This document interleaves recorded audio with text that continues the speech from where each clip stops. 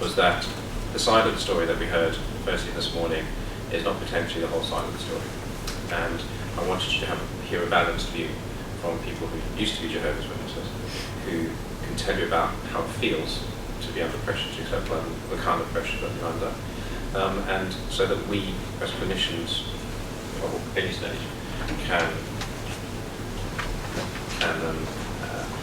approach these people with sensitivity to allow them to make their decision in their way, in a informed decision without as less pressure as we can put on them, so they can be happy with the decisions that they make.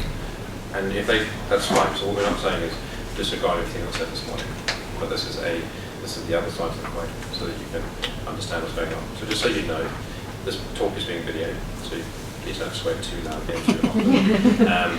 It's not being you that's being videoed. No. Actually, for us doing. In fact, you're not even. It's just the blank space of the room. You're not missing out on anything at the moment. No. But just the idea is that, so Mark, when he's talking, this video is going to be used for training other people as delivering this talk and just how it goes. So that's why. So you're not going to be on camera. All right, guys. Just thought I'd let you know that. Is that okay? Cool. Thank you very much, Mark. They've come a very, very long way. They've been up. It was about 2:30 yesterday morning. On cross-eyed. They come from Cheltenham. Where have you come from? Cheltenham. No, we haven't travelled since then, but yeah. And, Not my first time. Cheltenham, New York. So thank you so much for coming on. Nice pleasure. That's really fun. Thanks very much, Mark. 4 or 5 hours? No. Well, I think I said People about. would sense this by then. We can put you in about half an hour. Half an the main hour, try body and of the keep talk, a mental grip on and that. then we can ask a few questions about that because these guys have to disappear. Yeah, absolutely. Okay, thank you. I'll give you 10 minutes if you want, or 5 minutes. Matt, do you want to lock that door? Of course, People can yeah, come good this idea. one, just,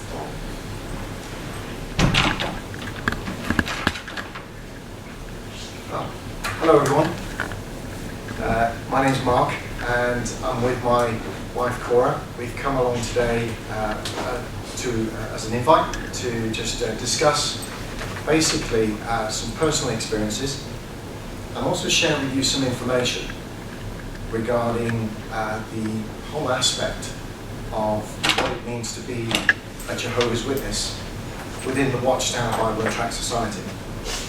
For many on the outside, when they see a Jehovah's Witness, they automatically think that, oh, it's a non-blood issue. And that's all they see, is the non-blood issue. And for you within the medical fraternity to actually try and get a grip on this, to be able to discuss on a personal and intimate level with a patient who may be a Jehovah's Witness, can provide for you many, many challenges. Morally, ethically, if you're looking at a life-changing event for that individual, and they are adamant, for instance, that they are going to say no to a blood transfusion, no matter what, that could be a very frustrating time for not only yourselves within the medical fraternity, but also for family members too. And there are lots of reasons why that no comes into place. The no comes into place long before they've entered the hospital. Long before they've even entered school. If they're born into the organisation, and for myself and for my wife, we were born into this organisation as babies, and we were indoctrinated all the way through. So as you get to primary school age, and then into junior and senior school age, you are already well and truly cemented with your view on what it means to be a Jehovah's Witness, and what it means to be in a position, if you are in hospital, with the threat of being introduced to a blood transfusion. And there are some very clear rules here. But what I wanted to do is just put something to you. There's so much known as the Advanced Medical Directive, which you'll all know about. And in line with that, I'm going to say, let's use that term, Advanced Medical Directive, and let's use something else called undue influence versus undue influence. Is the individual that's coming into your hospital under undue influence? And when that person first comes in, you're not going to see it, you're just going to see the body. But you're not actually going to know what's going on in here. and how long it's taken that individual to cement the idea of what it means to be a Jehovah's Witness. And it's a massive challenge for you as hospital staff. You've got literally minutes in cases, seconds in cases. You've not got a lot of time, you've got other things to be doing as well, but you've got an individual that's come in and you need to relate with this individual. That's not going to be easy when they come from what's known as a high control religion. Now, you ask any academic about high control religions, and Jehovah's Witnesses are right at the top there. And there are a number of reasons for this, which we'll share in a second. The whole blood issue, there was a rejection of blood within the society, as we call it, the society, and the major primary four blood quartets, the red cells, the white cells, the platelets and the plasma, are an absolute no-go. And whole blood transfusions from 1945. That's when it came in. Before that, it was okay. And then we suddenly had this. Now, from that point onwards, there was a whole sequence of events taking place with regards to information and talks, lectures within the Kingdom Halls. I'm sure you've all passed Kingdom Halls in your own areas. Now, in those Kingdom Halls, there's this constant, repetitive indoctrination that takes place within the meetings about what it means to be a witness and the reasons why you should not use blood transfusion. It's actually, the terminology that they use is a misuse of blood. That's how it's loaded language. So the whole word blood straight away becomes this evil, oh, blood. It's evil. It's, oh, I can't touch it, I can't even look at it. In many cases, they can't even see it. They can't look at it, they can't acknowledge it. It's something so holy that to actually think that you could take it on yourself would be an abomination, a shocking thing to do. Where does that come from? Indoctrination. It goes back, right the way back to when they were children. And we'll come on to show you a little bit of that. Let me give you just throw a grenade into the room. Give you an example of what I'm talking about. When we were starting to wake up, what I call waking up from the religion, to understand, hang on a minute, things just don't tie up anymore. I'm starting to read too many things. You're advised not to read anything outside of Watchtower literature. And the minute you do, your eyes start to become open to questions. And the minute you raise questions, you find yourself on the fringes of the congregation before you're then disciplined and thrown out. Well, I was in the fringes by this time, and I asked a question to an elder. It's a simple one. But when I started reading the blood issue, I asked him this question. I've been studying the blood issue. His face straight away changed. Blood issue. Why are you studying that? You've got all the information you need. Why are you studying the blood issue? I said, I worked out from what I've read that white blood cells, which are one of the banned primary four, are transferred from mother to baby through breast milk.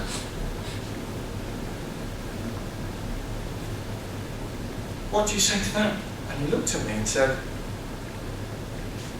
be very careful, Mark. That's apostate thinking. Apostate thinking. In other words, what I was given there was a package of threats. Straight away I've been told, you're now got the spotlight on you for raising a question that could be deemed as questioning the authority of the Watchtower Society. Also, he didn't answer my question of whether or not that was factual. But what he did say was, be very careful because it's apostate thinking. The reason I'm giving you that information is for you to start to realise that as a Jehovah's Witness, the minute you come up with the basic elementary questions, even the simplest of questions that aren't in sync with how the Watchtower wants you to see it, they will literally tear you apart. You will be threatened, socially become an outcast outside of the organisation.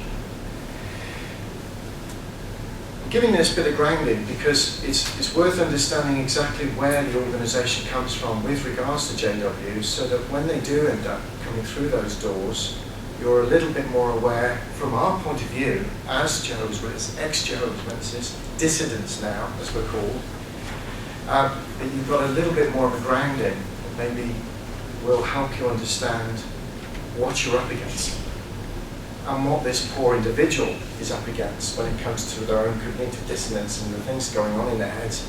I'm in a serious position, I need to make decisions, but I know I'm now being looked at by Big Brother before I make these decisions.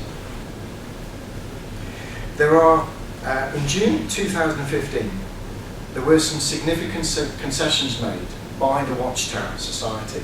It was to do with a compromise that was happening in Bulgaria, of all places. They wanted formal recognition there.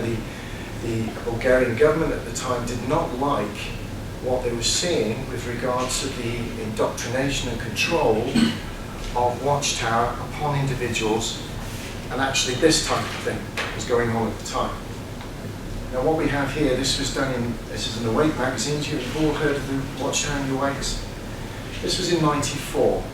Now this is in May '94. There are about 25, 26 photos on here altogether.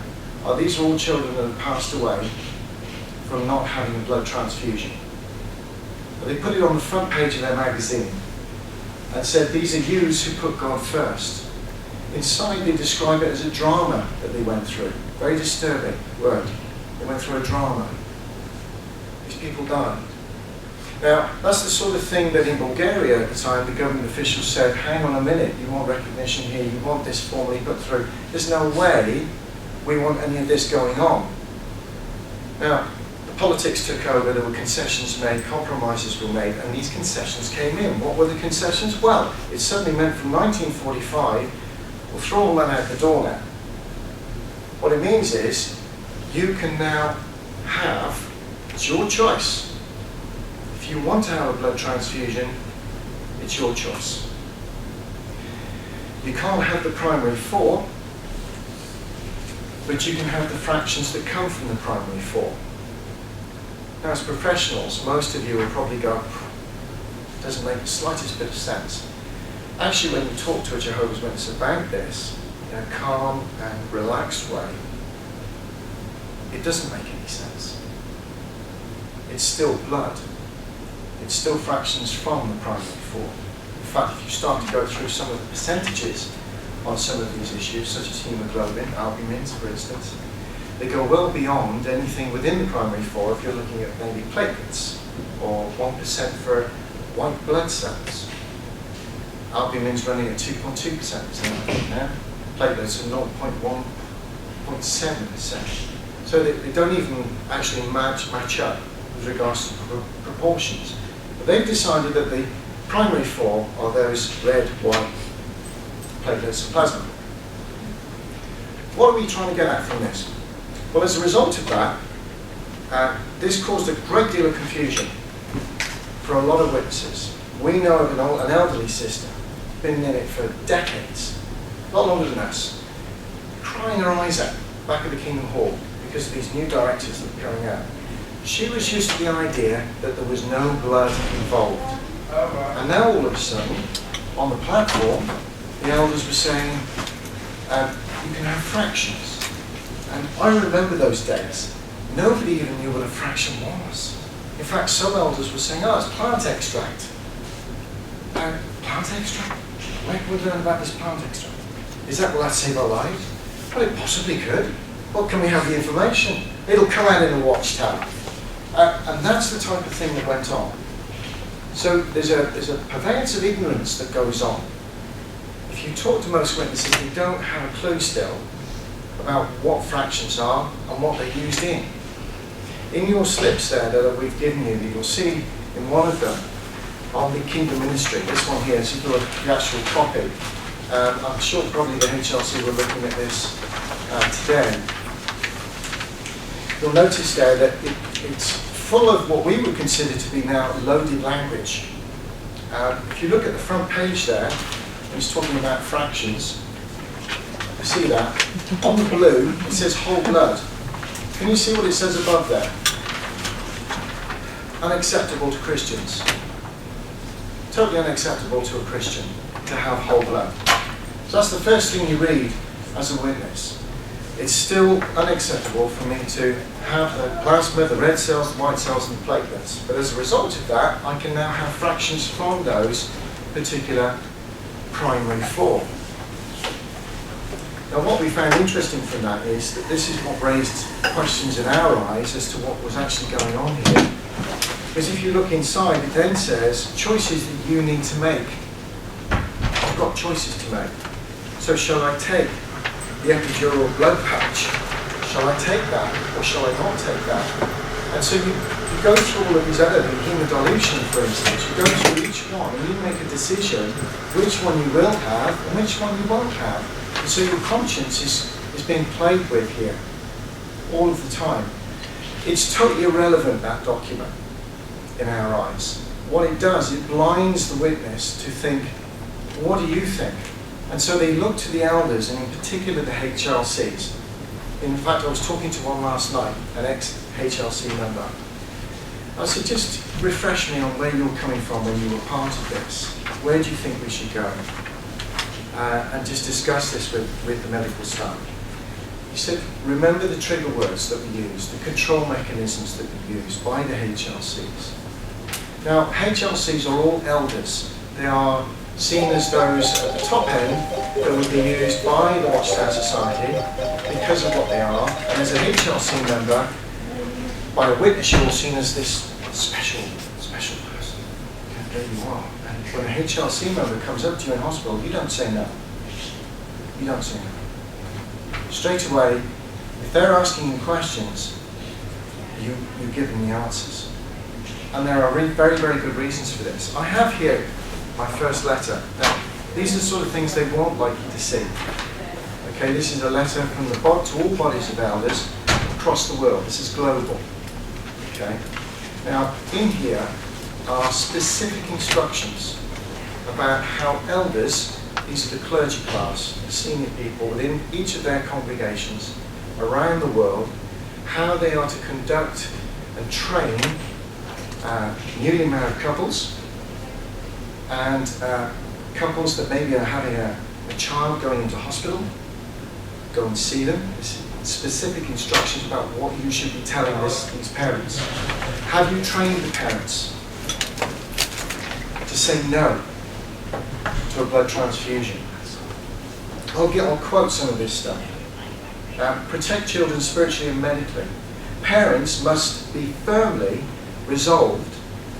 Remember, this is a secret document. In fact, it says here that this is not to be passed to anybody other than the elders. And if you take a copy, this actually goes in the confidential file with the presiding overseer. Families don't see this. This is for elders only, the ones that control the congregation. The reason I'm coming on to this is a bit of a round robin, but please bear with me. I quote, parents, be firmly resolved to abstain from blood by refusing it for their children. So that's what an elder will be teaching through Acts chapter 15 and Deuteronomy chapter 12, using the Bible. Teach the parents to be firmly resolved to make sure that you refuse that blood for your child. Now that's happening long before, maybe in most cases, anything might happen to that child while they're healthy, while they're going to school. But it's instilled very, very quickly. An elder will follow this to the letter. Absolutely.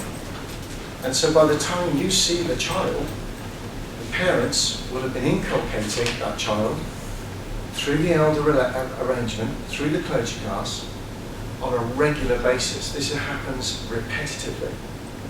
And so then this is where the undue influence comes in on whether or not you're in a position to think clearly. You're really up against it with witnesses because of what's happening. Reading a bit further down, it says, parents bear the responsibility for such decisions, and this would not be viewed by the congregation as a compromise. Okay, I could read this whole, it will shock you. Read that again. This would not be viewed by the congregation as a compromise. In most cases, when an individual has been in hospital, 10 minutes, wow, it's gone so quickly.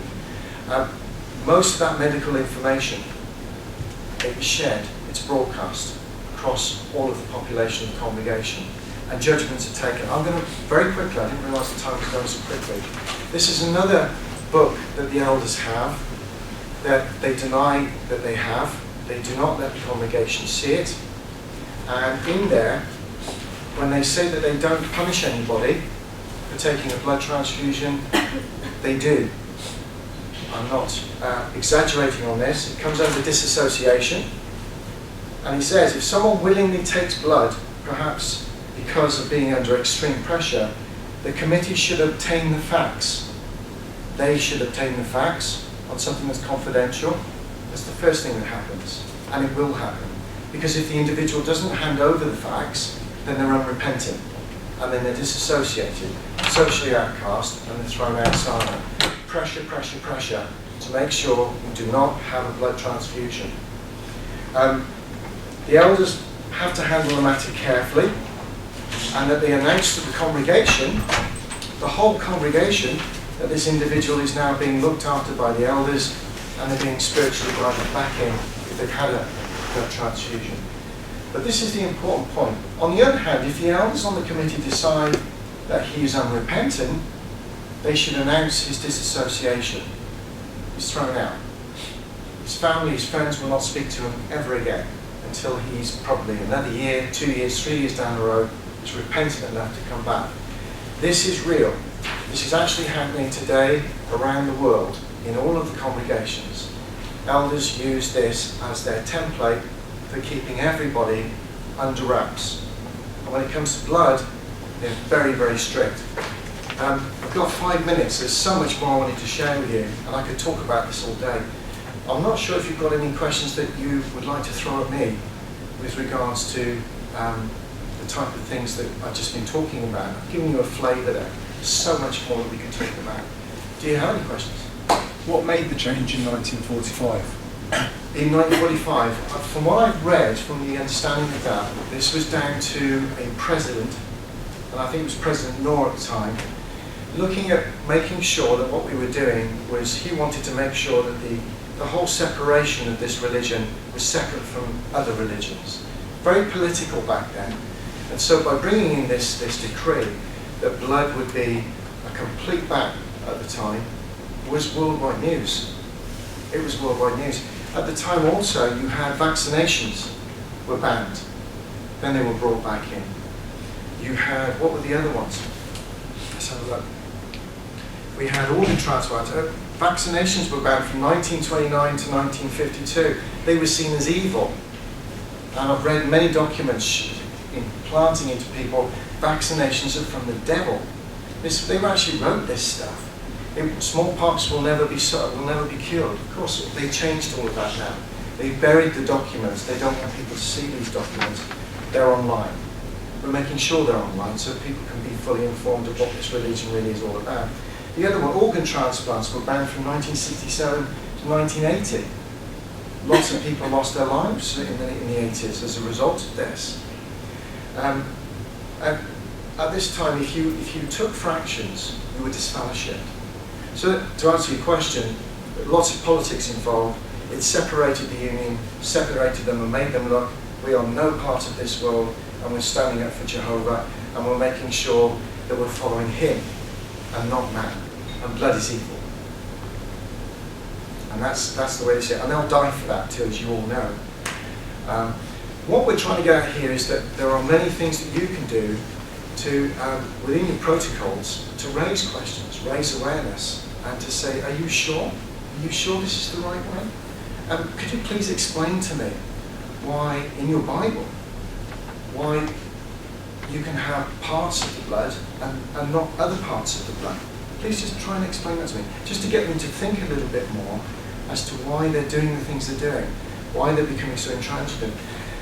On there you'll see the websites as well, that we've got much information from the Associated Jehovah's Witness Reform on Blood. Many medical experts are now putting so much information on this. It's a fantastic site. We're just revamping it a little bit, bringing it into the Our AAWA website. You'll get much for physicians. The resource in there is fantastic. You'll see a lot of dissertations that have been written up to help and assist you with regards to understanding a little bit more about this undue influence that is placed on Jehovah's Witnesses. We love all of our brothers and sisters in there, but they're in a cult, and they're under this severe pressure to comply with a dogma that is killing them around the country and around the world. And we've decided enough's enough. I think if people still want to follow that choice, then they should at least be allowed to be fully informed of all of the material that's there before they make a conscientious decision. At the moment, that's not happening. And the minute you raise your hand and say there are white cells in breast milk, you are seen as an apostate. I'm a living example of that. And so is my wife. My wife found out at 35 that she had a blood transfusion when she was a baby. She's only just found that out. And her dad, best thing he ever did, I'm so glad he did that, has only just admitted that. Certain family members knew, and it was a disgrace within the family. But when he was put to the chance, he said, just do it. Because the doctor talked to him and said, this is life-threatening. Where are you going with this? What on earth are you doing? This baby could die. He said, just do what you need to do. And he didn't think too much. He made the decision, just please, do what you need to do. And it was the right decision. So relating to, I really do feel for you all. We respect all of the work that you do. We're there to assist in any way we can if it comes to you need more information.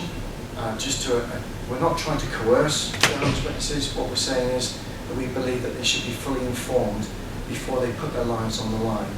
And I think for many, the ones that we are now in contact with around the world, and there are many now, many thousands and thousands, they made that decision to think first and get all of the information, and then they could see it for what it truly was. And they're alive today because of it. And that's why we're so impassioned about this, and we're willing to put time and energy into making sure that we can help wherever we can.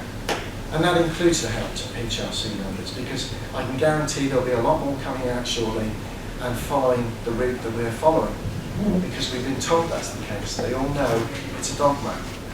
So it's a matter of just standing firm with it and asking lots of questions. With regards to that, so say we, one of my colleagues and myself go to speak to a Jehovah's Witness, and they have family there, other people there. How do you suggest we go about broaching that subject? Do we speak to the whole family, or do we try and get people out and talk individually? If the individual is cogent enough to be able to speak to them personally, then I would start with the individual. If it's a child or an adolescent, I've got a lot of information here about adolescents that they're persuading judges certain things to say and not what not to say to adolescents, to make sure that they seem more mature than they are, so that they get them to say no to a transfusion. But if they're an adult, for instance, if it's Tommy lying in his bed, if you can talk to them privately, just a few gentle hints. Please tell me, where does this partial blood bank come from? Where is it in Scripture, the partial blood bank? Why are you allowed hemoglobin from red blood cells, but you're not allowed the red blood cells? I don't understand. Could you show me in Scripture where that is, please? Because this is your life here. Why does it take 2,500 units of blood for one treatment for a haemophiliac? And there are many haemophiliacs within the Jehovah's Witness organization. And they allow that. And that's 2,500 units of stored blood. But you're not allowed to store your own blood. Why is that? Why is there such a contradiction? Why is that being allowed to happen? I can have that 2,500 stored units put into one for me, but as a healthy person, I can't donate. Why is that? Why can't I donate? It doesn't make any sense. It's contradictory, and it certainly isn't Christian. So those are the type of questions that you could raise carefully. It's very difficult, I think, for us as clinicians, because in most Christian emergency departments, we don't have that time frame. No, I appreciate that. And it's a difficult thing for us, I think. I don't know what you guys feel, to challenge necessarily a person's belief system at that point, because we as clinicians need to respect that person's belief. But what's important for us, I think, I hope I speak correctly, is that we give that person the space to make their decision by themselves without undue influence, and as much as we can in that environment. So what I'm trying to say is that, you know, people inadvertently, by having family members there, might feel pressurised to answer something. And we need to give people, I think, the options of, look, we know that you have scientists, and that's fine, but you know, this is the options, this is the potential, and do you want to do this or not? And because for us, I think trying to challenge a person's belief at that point, it's not a great thing to be doing. It's not that time fence. And please take into account, obviously, when the HLC arrive, and they do, family members call them. The patient might not call them, but the family will. Now, as soon as that arrives, it's like another cementing of the compliance issues that go on in their heads. That now that my family's here, that's one thing, but now the HLC are here as well. To actually get that individual to then go through and say, yes, I will have that transfusion, is a massive breakthrough for them. And if they do make that decision, if you do get those rare opportunities where an individual suddenly says, give it to me, please let me do this, let me have the treatment, please be aware of what's about to hit that individual as a result of that, because it will be massive when they leave the hospital. Life-changing for them. Incredibly life-changing. What happens to children whose parents agree to them having a transfusion, or who are made a ward of court by us in order that we can give a transfusion? What happens to the children? Yeah. They go ahead and have the transfusion? Yeah, but what happens to them afterwards? How are they viewed within the community? This is an interesting question. More often than not, the parents are relieved, privately relieved, that the power, the ward of court has been taken, power for the attention of that child has now been taken away. It's no longer their decision. And for most parents that we talk to a lot of parents about children, because we're very active on YouTube and through the Facebook and social networking sites and through our we've got an amazing amount of stories coming through when they are totally relieved that the courts have taken the decision out of their hands and allowed the child to live, which gives you an idea of what this true indoctrination is all about. The pressure to let the child die is very, very real. But if the court intervenes, the parents, in most cases, are extremely relieved privately. But what happens to the child and afterwards? The child, they will see the child as being normal. It wasn't their fault. Even in the, and what about in a situation where the parents give permission for the transfusion to be given? What happens to the parents? That's a very different matter. If they're baptised, then they will go through what I described in here. They will go through a judicial committee meeting with a group of elders who will decide whether or not they're repentant. The fact that they've given the transfusion was a wrong decision. It's a misuse of blood, it goes against Scripture, it goes against the Almighty God, and therefore they will be judged on that. And for some, if they can't show true repentance, they will be disassociated.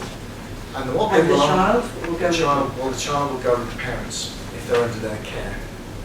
Yes.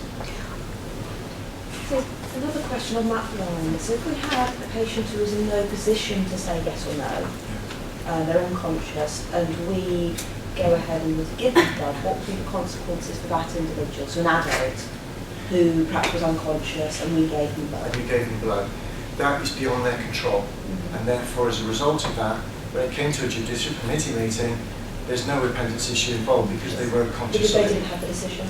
They weren't there to make the decision. So it's complicated because essentially most of our ethical training is to respect autonomy. Sure.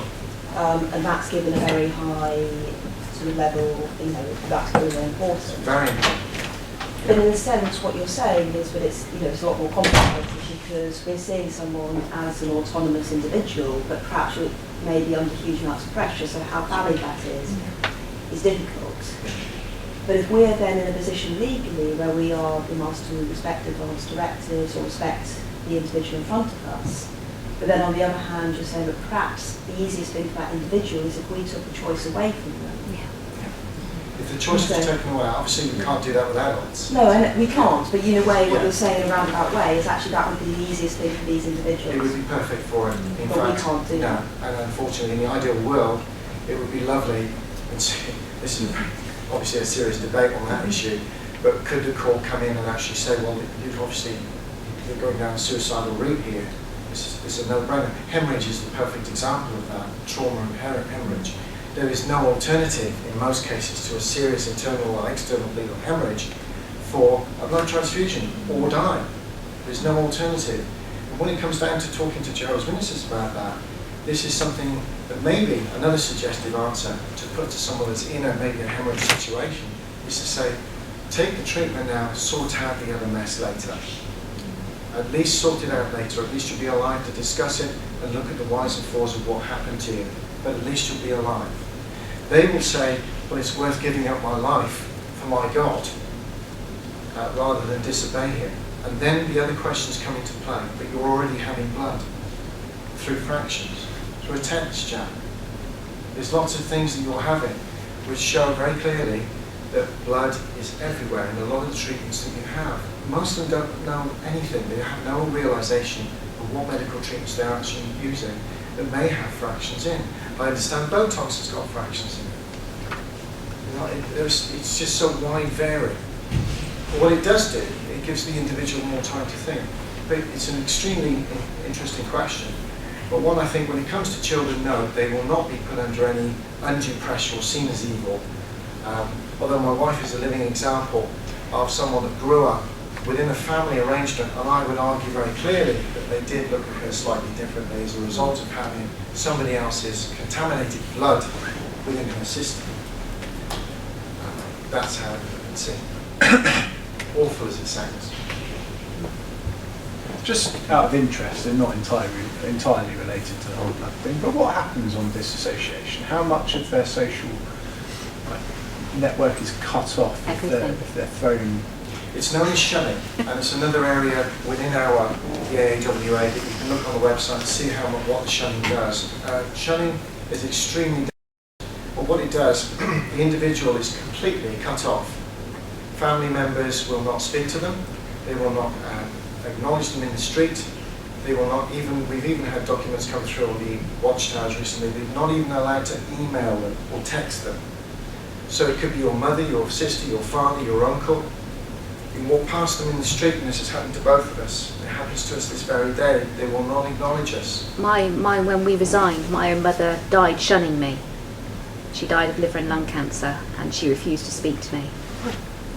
That's how serious it is. Now, what happens as a result of that is mental illness, clinical depression, and suicides, which is another area that we're dealing with now, to try and stop people from falling into that trap. It's a complete violation of the human right. It's a hate crime, and it's being pushed through and promoted within the Watchtower Society. This is real. This is very real. And unfortunately, if they take that blood transfusion, those are the consequences for many if they can't prove they were repentant. And we say, how do you prove you're repentant? What words do you use when you've taken a blood transfusion to show that you're repentant? It's an interesting concept, but one that you're in the hands and the mercy of the HLC, who will share that information with the elders. Yes, they will. They will share that under clergy privilege, and it is shared. They will say it isn't, but it is. And that information is then used as a judgment through a judicial committee on the individual, no right to representation, no written records, and the pressure to conform is all there. From birth, from a small child, it ain't worth it. I'd rather die than go through that with all my peers. So that's the type of pressures they're all under. This is written evidence of that.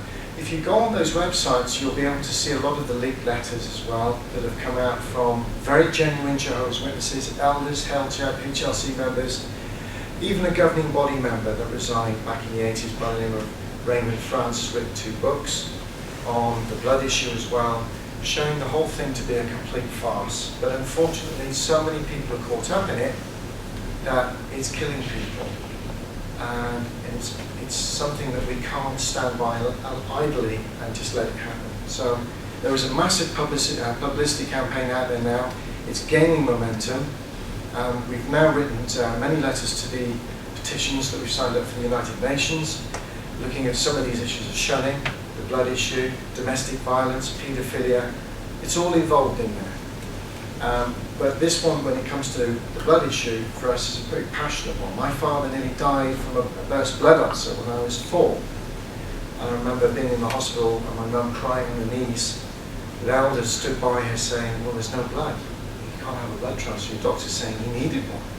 He was internally bleeding. He was in a terrible state. I'll never forget that memory. But it said something to me, that this is the way that I've got to live my life. I've got to follow what my dad did. And that's the type of thing. He survived. Don't know how he survived, but he did. And put it down to providence with God. I put it down to good medical care. And somehow he managed to get through. But the implant it puts on a child, they use those as examples within the congregation to say, look, how faithful he was. And look, he survived. But they don't show until, they won't show any more of these awakes anymore. This is now, they've been shamed by this so many times, and these are all wasted lives. Didn't need to happen. So I hope that was helpful. Please, I've got my mobile number. If I can be of any help in the future, probably not, but if you ever just think, I'm so frustrated with a case, just want to bounce a question off you. Obviously no information, but just a question, a dilemma. We're more than happy to take that question on, or email. Please just, if we can help in any slight way to give you an idea of maybe where they're coming from, then please just use us. That's what we want to use. I would just like to add on that we know of a lot of cases where people, if they can take a blood transfusion without anyone finding out, they will actually do that. But it's the fear of everyone finding out and the repercussions Many of that. Will take blood, and they they have. think they can They get have away done. with it. Yeah.